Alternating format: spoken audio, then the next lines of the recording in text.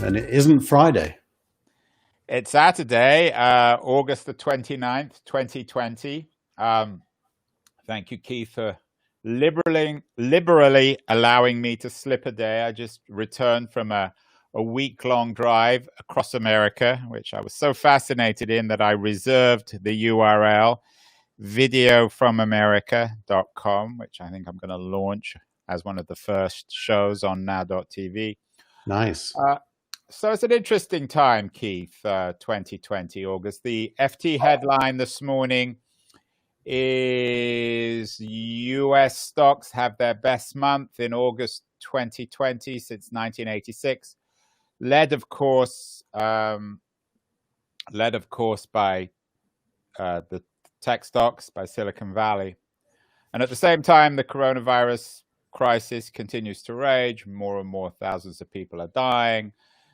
There are many millions of people unemployed. And it's curious, at the same time all this is going on, we have the rise of a kind of an intellectual civil war, a financial intellectual civil war in Silicon Valley between the supporters and critics of SPACs. The critics are led by Bill Gurley, one of Silicon Valley's leading venture capitalists. But Gurley himself has his own critics, including those from within Andreessen Horowitz, which is also one of the Valley's leading venture capitalist firms. So two questions on this SPAC thing, Keith. Firstly, when historians look back at August 2020, and they're doing their little bit of research, and they see that Silicon Valley is preoccupied with this debate, which in my mind is fairly obscure over SPACs, stretches on IPOs. Will it reflect Silicon Valley's growing delusional culture, its inability to recognize the bigger picture? Or what do the SPAC, this debate about SPACs, does it tell us perhaps something a little bit more optimistic about how we're going to dig ourselves out of the crisis of August 2020, the broader economic crisis?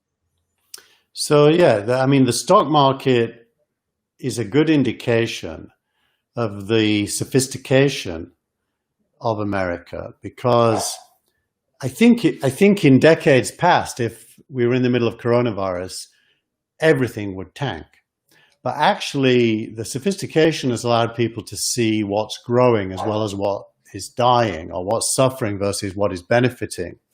So Apple, is up massively because it's benefiting. Netflix is up massively. Zoom is up massively. Tesla, by the way, is up massively, 500%, I think, this year or something like that. It's been as low as $300. It's currently $2,300 a share. I mean, PayPal now is up about 3x since last year. I mean, they're I think now the fifth most valuable company in Silicon Valley. Or tech company. They're worth more than any bank. I mean, so what we're seeing is an increasingly not so much tech-heavy stock market, but a tech-centric economy where every store in America is shutting, and yet Amazon does well. Where all the newspapers and media companies are shutting, and yet Apple does well. How does this, though, fit into the SPAC war and what's going on? So the SPAC war. So firstly, for those who don't know, a special purpose acquisition company is a public company with a lot of cash in it. So the SPAC owners go and raise, maybe $500 million, and it sits in a public company, and that public company looks for a company to go and merge with, and the merged entity gets the cash, and the SPAC owners get a share in that public company. So it's a backdoor way of going public. And is that a euphemism? I mean, will the Scott Fitzgeralds of the future write novels built around SPACs of ways in which some people tried to get very rich without doing a lot of work? After all, Paul Ryan, the ex ex-Republican leader of the House, certainly not known as either a financial or a tech wizard, now is taking over a SPAC or leading a SPAC. Does that, to me, would raise alarm bells that all these people who really know nothing about this world are getting involved in it? Well, yeah, you should be concerned. None of us think that Paul Ryan is a mastermind at business. And Paul Ryan is smelling money, clearly. And there are now more SPACs than there have ever been. Bill Gurley's point in his piece in this week's newsletter is, if you're a company wanting to go public, you should interview 5 or 10 SPACs and refuse to do the deal they're offering you. And they'll have to make the deal better because there's now so much competition between SPACs. And, whenever that happens, people who only want to make money flood into the vehicles. And that is happening. Yeah, but it's not bad when smart people are flocking in. It's when stupid people, the old cliche, which is so true, is you and I were around in the Valley in 1999. Every time you got into a cab, this was pre-Uber. So for better or worse, we had to sit in the back of taxis and have to listen to lectures from taxi drivers about whether or not to buy pets.com or amazon.com. You knew that the gig was up. Is something similar going on with SPACs? So it's always easy money to me is, again, a warning signal, because you and I both know that there is no such thing as easy money. Correct. And therein lies the rub. There are only so many companies that should go public, no matter what the path. There's only so many companies that should. The requirements for going public were shown this week when Snowflake, along with Unity, Palantir, and one or two others, said they were going to go public. Snowflake revenue went from 140 million last year to 250 this year. And if you forward look from the most recent 12 month, it's 547 million going ahead. So it's growing at 120% a year. It should go public. But contrast that with some of the other companies, they shouldn't go public. Now, SPACs are going to attract companies seeking a shortcut and an early public offering. And what will happen, and I've done a few public offerings, what will happen is if you don't have growth and you don't have predictable revenues, your stock will tank and you shouldn't go public. So there's an overabundance of SPACs and a shortage of companies that deserve to go public. So yeah, and Bill Gurley is one of the real grown-ups in this world. He's always been one to tell the truth. Is that fair? But he's also a bitter, cynical, older man now, and he is biting the hand that feeds him. He's actually should be a little bit careful. The Valley is often thought of being totally separate from New York. But actually, Morgan Stanley and Goldman Sachs are the bridge between the Valley and New York. And that bridge carries billions of dollars across it every year. And by basically pointing the finger at Morgan Stanley and Goldman Sachs and saying, you're stealing from me, he threatens the existence of the bridge. Andreessen Horowitz, on the other hand, are a lot more savvy. They understand how mutually reliant New York and Silicon Valley are for the growth of value, and they're saying no, the IPO is fine. It's a question of supply and demand. The price is what the price is, and nobody's stealing from anybody. So it sounds, Keith, as if you're on you're in the Andreessen Horowitz camp. You think that Gurley is a previous generation VC protecting turf, which is at this point kind of unprotectable, and so Andreessen Horowitz, as so often in the past, see the future, and the future are SPACs. Is that fair? I'm actually in neither camp. I don't look at this from the point of view of the venture investor or the point of view of the banker. If I did, I could end up in either camp, to be honest. There's pros and cons of both. But if you look at it from the point of view of a founder, which is all I can do because that's what I've been, I've done public offerings, and honestly, Andrew, it's just a fundraising event. And it honestly doesn't matter how you get there. You can raise money before the public offering and do a direct listing. You can raise money by going into a SPAC, or you can raise money by doing a traditional IPO with a roadshow. As long as you raise money and you can fund growth, any one of those three is fine. So I think as a founder, it's like, shut up, guys, let me get on with it and do what I think is right. But in their shoes, these are paydays. And Gurley's saying, you're stealing some of my payday to the bankers. And Andreessen is saying, I'm fine with the bankers taking a piece of my payday. It's imperfect, but it's okay. There's pros and cons on both sides, and neither one of them is really a strategic difference. And very briefly, Keith, because I know there's a lot of other stuff going on this week. What's going to happen on this SPAC war? Is it over? Is it just beginning? The war might.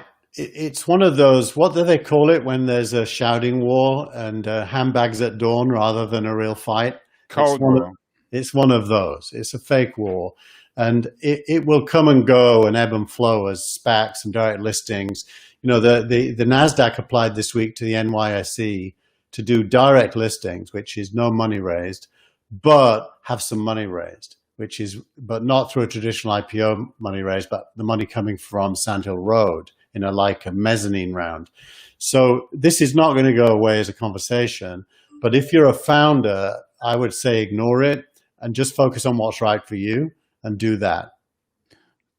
Wise words, as always, from Keith Teare, founder of many successful and, of course, failed companies. Keith, you mentioned there was a scarcity of good companies to do IPOs. There's some interesting pieces this week you picked out about the future of content, newsletters, and other new economic models for creators like you and I to make money. What's happening on this front? Yeah, this is in the reads of the week, and there was two. One is about the economics of newsletters, which I have, so I kind of was interested in. And the other one is, are you making money? Be honest. How much are you making a month on these newsletters now? Well, there's the interesting thing. I don't actually agree with the analysis because I don't charge for my newsletter. People can choose to pay for it if they want me to be able to spend more time on it, but it's free. If they want it, they can get it for free. If they choose to pay me, they can. And that's because I believe that my value is enhanced through the newsletter without having to charge for it. And that happens in different ways. But this story by Eric Feng, new media platforms are enabling a new creator type, digitally native vertical creators, is really all about what you and I are doing, and lots of other people like Steve Gilmore's been doing it longer than either of us in the Gilmore Gang, which I recommend people should watch. And it's basically about living in the near future today, being able to engage. Like I have a Telegram channel, t.me/thatwastheweek, where right now as we are talking, people could be there sending messages to us so we can engage. I have the newsletter, which they can read. We have this video, which they can listen to. And that is very different to what media meant even 2 or 3 years ago. So it's really just saying, hey, everything's changing and something new is going to happen. And then, but on the other hand, it is saying everything's changing, but then it's also suggesting nothing's changing, because there's nothing more old-fashioned than a newsletter, and there's nothing more old-fashioned than charging for content.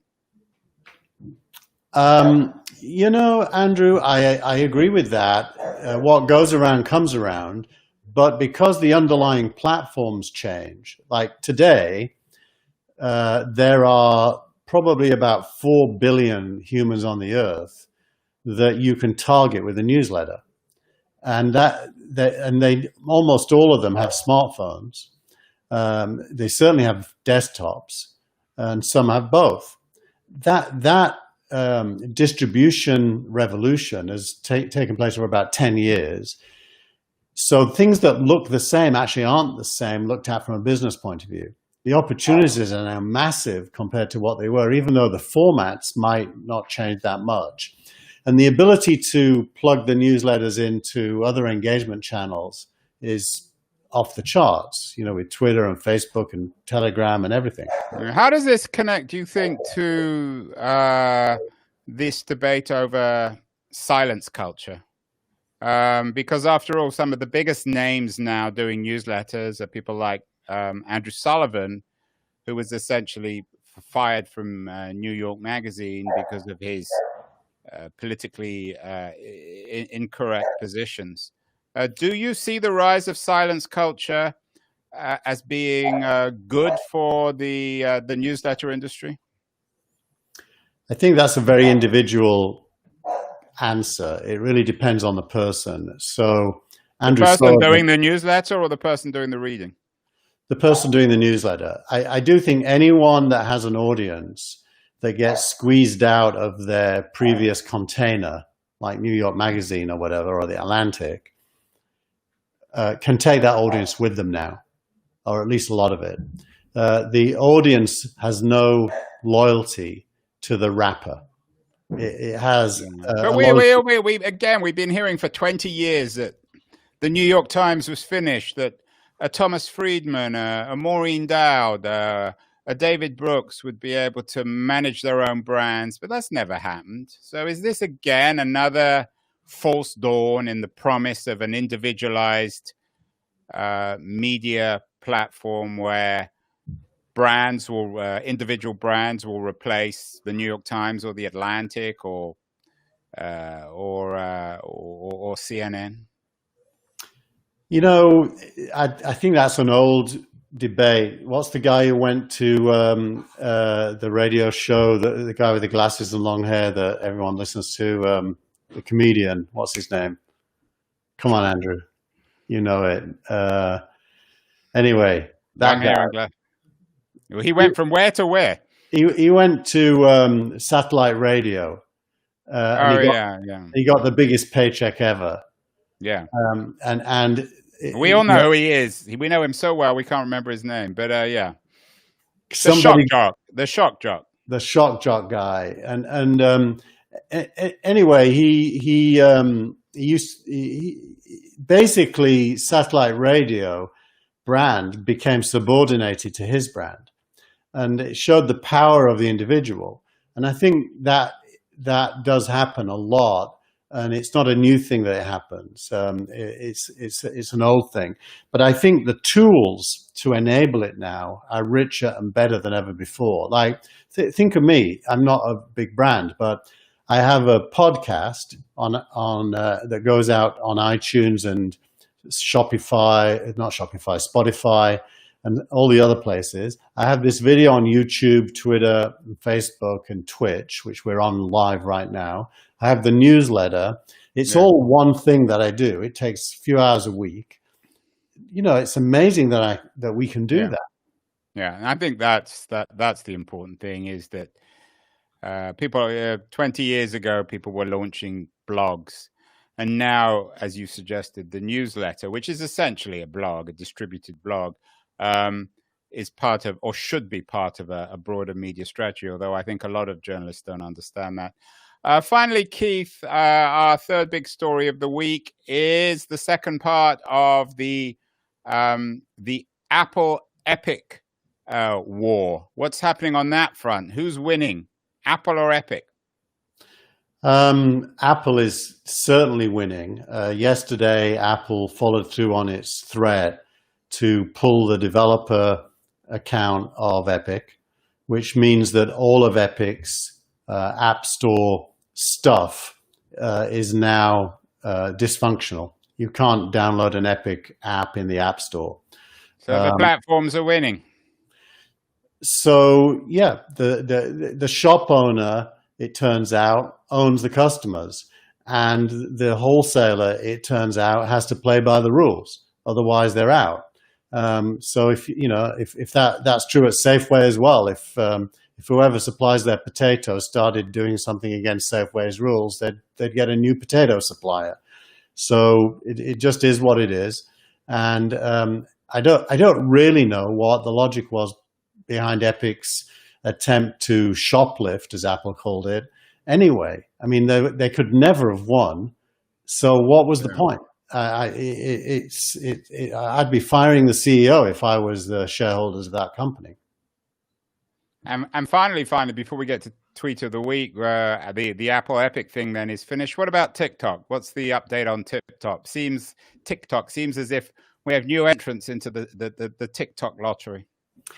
Actually, the Chinese government made a move today, which has taken everyone by surprise. The Wall Street Journal reported it, and it's not in my newsletter because it's literally just happened, which is the Chinese government, just like the US has export controls on things going to Iran and so on, China is putting export controls on anything that includes user-generated content and is threatening to retaliate against the US by preventing TikTok from being an exporter. I haven't actually read all the details yet, but it looks as if the Chinese government isn't taking this line down and is going to get involved in a fractious fight about the national domicility of software.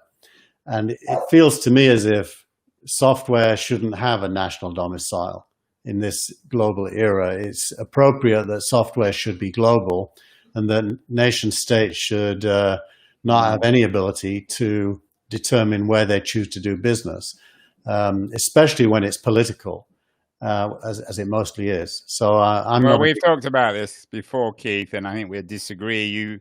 You see the future as international, global. I see the future as national, for better or worse. I'm not necessarily celebrating it. And then your tweet of the week was an inspiring one. Sometimes your tweets of the week, at least we don't have Paul Graham again involved with this. Your tweet of the week really reflected people's generosity and willingness to stand up for what's right. Yeah, let's take a look at it. It's this is it. I'll play the video. Now Lewis Brinson announced as the leadoff hitter for Miami, and all of the Marlins and Mets have come out of their dugouts. The only thing left on the field was a Black Lives Matter shirt, and these are not black teams, as you can see. This is black and white players together, making the point that the shooting 7 times in the back is not okay. I thought it was just an amazing show of solidarity and concern. It's not really a tweet, though. The movie is in the tweet. The tweet is saying what happened, and it has the movie inside. It's got so once again, so far. Video, audio, platforms, everything's integrated these days. Yeah, exactly. Which is, amazing. I mean, we would have need to have been CNN to do that a few years ago. Yeah, well, as we know, Keith, you and I, Now TV will be CNN one day when we grow up. But for the moment, that was the week that was, and I will look forward to seeing you again next week for more on Spacs and more on the fundamental shifts in the nature of the world's economy and culture. Thank you, Andrew.